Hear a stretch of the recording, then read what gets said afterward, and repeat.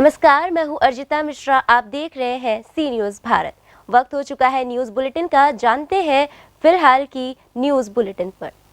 Azamgarh police अधीक्षक सुधीर कुमार सिंह को सूचना मिली थी। मंडल जेल में बंद ध्रुव सिंह उर्फ कुंटू सिंह, जो प्रदेश का माफिया टॉप 10 बदमाश व जिले में होने वाले चुनाव, ग्राम पंचायत और विधानसभा मतदाता सूची जो बन रही है, उसके बीएलओ को ड्यूटी लगाने वाले कर्मचारी व बीएलओ को जान से मारने की धमकी दी और रंगदारी उनके द्वारा फोन कर उसकी आदमियों को जाकर बात कराकर मांगे जा रहे हैं। इस पर पुलिस अधीक्षक ने 2 मुकदमा पंजीकृत करा लिया है। एक में 2 लोग, दूसरे में 6 लोगों को अभियुक्त बनाया गया है। उनके खिलाफ जांच प्रक्रिया चल रही है।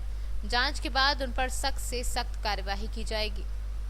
इनसे ये सूचना मिल रही थी कि ध्रुव सिंह कुंटू सिंह, जो कि प्रदेश स्तर का जो प्रदेश है उसके टॉप 10 माफिया में से एक है, वो लोगों को जेल के अंदर से धमकी दे रहा है और जो आगे जो लिस्ट वगैरह बनने वाली हैं चुनावों के लिए, चाहे वो विधानसभा का चुनाव हो चाहे ग्राम सभा का चुनाव हो, उनमें अपने बेलोज लगाने के लिए प्रेशराइज करता है। इसी तरह की सूचना पर 2 मुकदमे कायम किए गए हैं।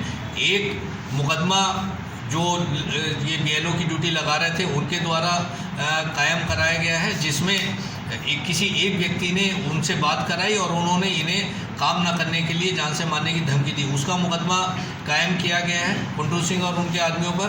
और दूसरा एक और मुकदमा था जिसमें उन्होंने धमकी दी एक प्राइवेट व्यक्ति को कुछ काम ना करने के लिए और उनसे कहा कि अगर ये नहीं करोगे तो 5 लाख रुपए आपको देने पड़ेंगे।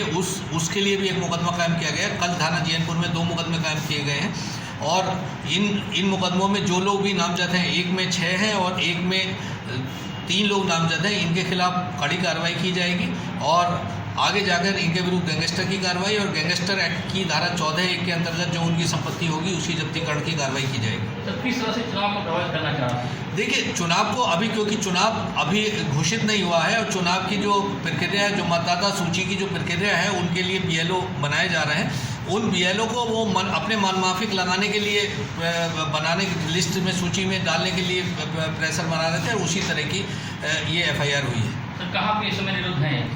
देखिए, ये इस समय तो यहीं आजमगढ़ जेल में निरुद्ध हैं और माननीय न्यायालय के एक आदेश के तहत निरुद्ध हैं। इनका ट्रांसफर शासन ने थाना चित्रकूट जेल में किया था, लेकिन एक सुनवाई के तहत अभी यहाँ निरुद्ध हैं और बाकी कार्रवाई आगे की जाए। तो जेल से धमकी दी जा रही थी, इसमें गंभीर मामला है, जेल पे कुछ?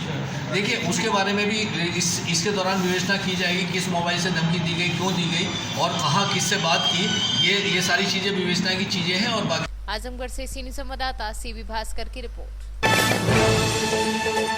महाराजगंज जिले के कोल्हुई थाना पर पीस कमेटी की बैठक सीओ फरेंदा अशोक मिश्रा व एसडीएम राजेश जायसवाल के नेतृत्व में आयोजित की गई, जिसमें आगामी त्योहार चेहल्लुम दशहरे को ध्यान में रखते हुए पीस कमेटी की बैठक आयोजित कर शासन द्वारा मिले दिशा निर्देशों को बताया गया।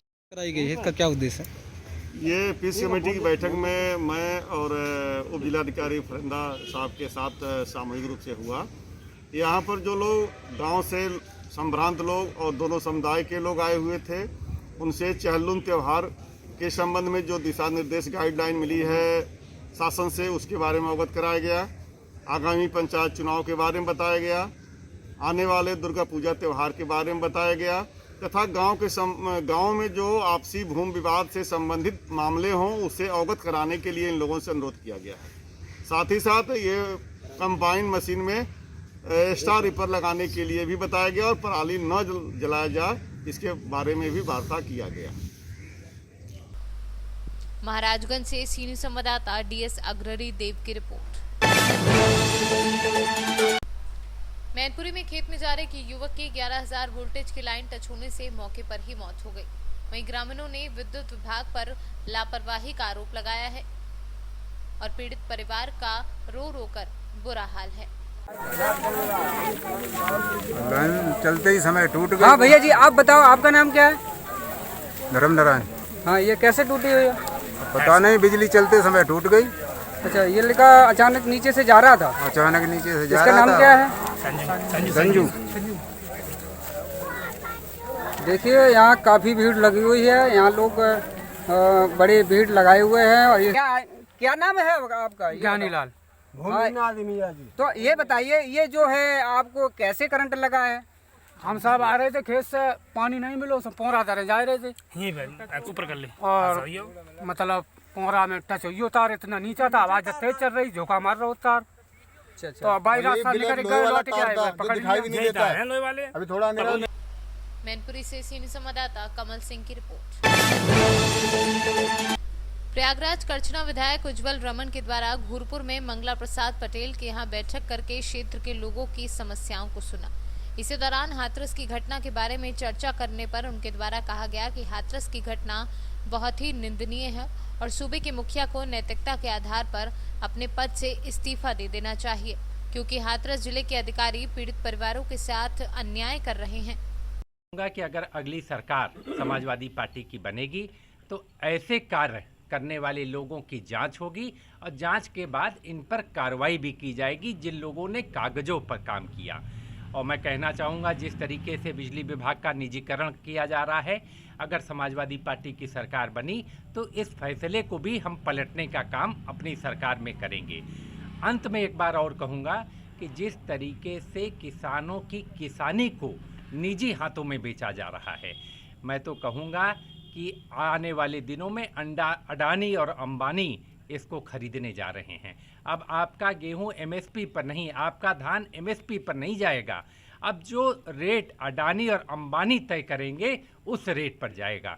तो मुझे लगता है कि ये सरकार जो भारतीय जनता पार्टी की केंद्र में भी है और जो मोदी जी के नेतृत्व में है, इन्होंने जिस तरीके से किसानों के मामले पर जो है अनदेखी की है, इसका खामियाजा आने वाले दिनों में सारे चुनाव में इन।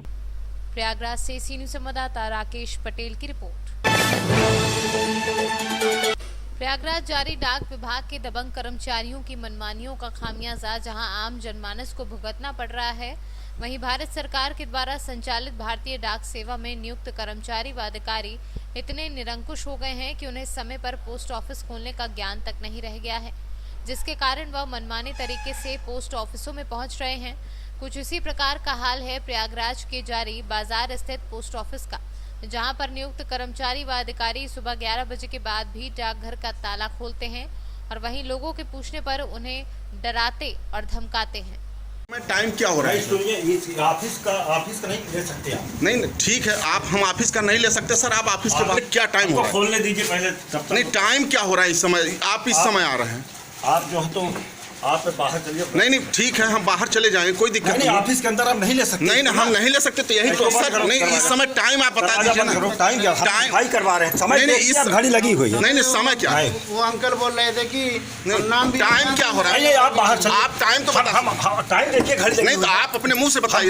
क्या बताइए? क्यों ये 11 बजे आने का टाइम है आप लोगों का? 11:15 हो रहा है इस समय। हाँ तो ठीक है, हम नहीं 11:15 बजे आने का टाइम है आप लोगों का। आप बाहर चलिए। क्या आपका नाम क्या है? आप ऑफिस, आपका नाम क्या है? पोस्ट मास्टर जारी बाजार है। महावीर, क्या नाम है आपका? इसमें का करे आई हैं? आधार कार्ड सुधरवाओ। तो 11 बजे तक खुली हुआ पोस्ट ऑफिस?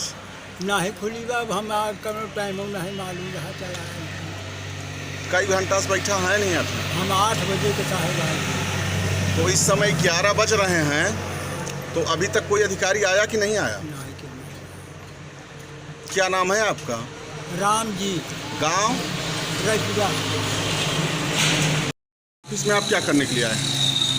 आधार कार्ड मोबाइल नंबर लिंक करवाने आए हैं। इस समय टाइम क्या हो रहा है? 11:10 हो गया है। तो पोस्ट ऑफिस खुली है या बंद है? नहीं, बंद है। यहाँ पर कोई है? कोई नहीं है यहाँ पे। एक भी कर्मचारी अंदर नहीं है। और कितने लोग बाहर खड़े हैं तब से। और एक को यह भी तो भी लेक्चर दे रहा है, बोल रहा है कि बहुत गर्म हो रहा है, बोला कि क्या बोल रहे वो? बोल रहे कि काम नहीं जाते। क्या नाम है आपका? हाँ? क्या नाम है आपका? किसका? आपका क्या नाम? सत्यम पांडे। काम अपना बता रहे हैं। मसियारी पार्क। अप्लाई हैं। तो इस समय टाइम क्या हो रहे हैं? 11:10 हो रहे हैं। तुम्हारा तो ये टाइम है आने का पोस्ट ऑफिस में? घर का ऑफिस है कि पब्लिक का ऑफिस? आप भी यहाँ के एम्प्लॉय हैं? नहीं, हम आधार सुधरवाने आए हैं बेटी का। हाँ, तो हम लोग एक घंटे।